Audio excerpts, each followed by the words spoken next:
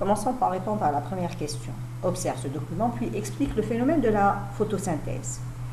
Donc, sous l'effet des rayons de la lumière du soleil, la plante utilise l'eau qu'elle prend du sous-sol par ses racines, absorbe le dioxyde de carbone pour produire de la matière vivante et dégager de l'oxygène.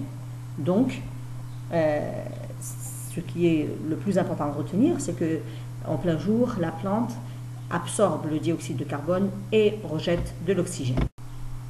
Pour la question 3, quel est l'intérêt de l'absorption du dioxyde de carbone par les végétaux verts pour la préservation du climat? Alors, l'absorption du dioxyde de carbone par les plantes réduit sa quantité dans l'atmosphère et maintient la température moyenne. Si il y a beaucoup de dioxyde de carbone, donc l'atmosphère, la couche d'atmosphère sera trop importante et la Terre va chauffer. S'il n'y en a pas du tout, il y a très peu, donc on va dire il n'y a presque pas d'atmosphère, à ce moment-là, il va faire très froid sur Terre. Donc, ce qui est bien, c'est que ça soit modéré. Ensuite, compare les deux documents et explique ce qu'est une déforestation. Alors, la déforestation est la coupe de grandes quantités d'arbres dans une forêt. C'est la destruction d'une forêt.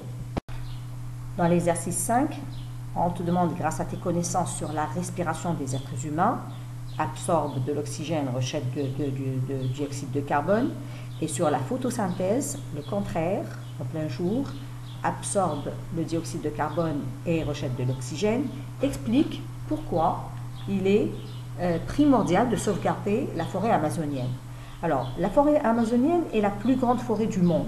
Elle produit de très grandes quantités d'oxygène nécessaires à la respiration des hommes, des animaux et des plantes. Elle absorbe de très grandes quantités de dioxyde de carbone, ce qui évite le surchauffement de l'atmosphère. D'accord? Donc, en fait, la forêt amazonienne, hein, elle est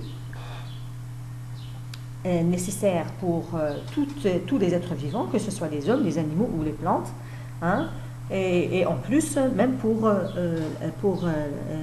avoir une température modérée sur Terre. Pour la question 6, quelles pourraient être les conséquences sur l'environnement d'une trop grande déforestation? Pense à ce qui a été dit sur les rôles des végétaux dans la nature. Alors, les grandes déforestations ont plusieurs conséquences. J'en ai écrit quelques-unes, mais j'accepte toutes vos propositions. L'augmentation de la quantité de dioxyde de carbone dans l'atmosphère et l'augmentation de la température sur la Terre. La réduction de la quantité d'oxygène dans l'air indispensable à la respiration des êtres vivants. Et la disparition des espèces animales et végétales.